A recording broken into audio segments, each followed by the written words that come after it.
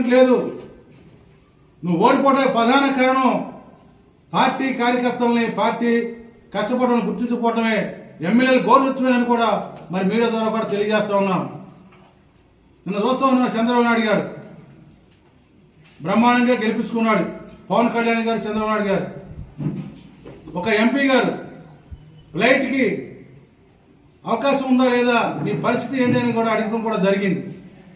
10 ఏళ్ళ ఏ రోజు కూడా పిలిచి నియోజకవర్గాన్ని నేను ఏమి ఇవ్వాలి, అక్కడ ఏమేమి పెండింగ్ ఉన్నాయి, నీ పరిస్థితి నేను అడిగినటువంటి దాఖలాల్లో మా ప్రభుత్వంలో జగన్మోహన్ రెడ్డి గారు ఆయన ఉన్నటువంటి సలహాదారులు పెట్టుకున్నాడు ఒక 60 మందిని.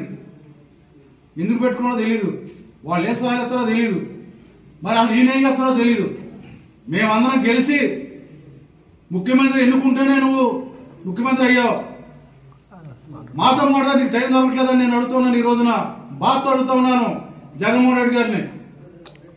అందుకనే ప్రజలు తగిన తీర్పు ఇచ్చారని కూడా నేను తెలియజేస్తా ఉన్నాను.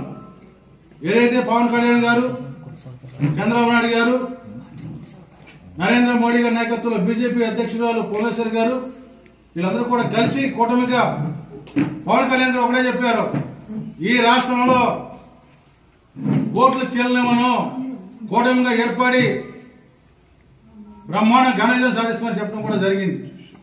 ఎన్నో అవమానాలు పడ్డాడు, ఎన్నో ఇబ్బందులు పడ్డాడు, ధైర్యంగా నిలబడి కూటమిని కలిపి మరి బ్రహ్మాండమైన ఘన విజయం సాధించినటువంటి పవన్ కళ్యాణ్ గారికి, చంద్రబాబు నాయుడు గారికి, బీజేపీ అధ్యక్షురాలు కేంద్రంలో నరేంద్ర మోడీ గారికి కూడా ధన్యవాదాలు తెలియజేస్తాను.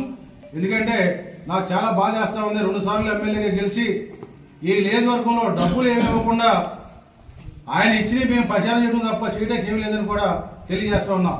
బ్రిడ్జి ఇస్తానని చెప్పాడు, ఇక్కడ తిరువురు వచ్చి ఇల్లు ఇస్తానని చెప్పాడు లేదా మీ అందరి ముందు. ఎక్కడ ఏమి ఇవ్వాలి, మున్సిపాలిటీ బాగా దరిద్రంగా ఉంది, మున్సిపాలిటీలో డ్రైనేజీ అడిగాను నేను, డ్రైనేజీకి ఇవ్వాల. ఎస్టీ ఏరియాలో రోడ్లు పోవడం ఉన్నాయి, అవి అడిగాను ఇవ్వాల. బస్ స్టాండ్ రోడ్లో ఆర్ఎంఐ రోడ్డు, బస్ స్టాండ్ కాడి నుంచి మెయిన్ రోడ్డుకు కూడా డబ్బులు అడిగాను, 10 కోట్లు అడిగాను. ఇచ్చేస్తానన్నా అన్నాడు, ఏమి ఇవ్వలేదు.